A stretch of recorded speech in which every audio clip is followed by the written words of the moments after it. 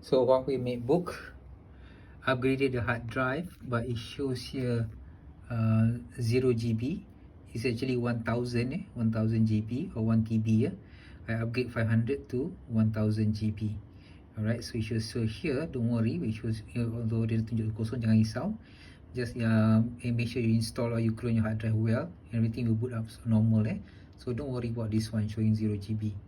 So if cannot boot up, means your hard disk cloning is not good, right? So there we go. Upgrading Huawei notebook to a bigger NVMe hard drive.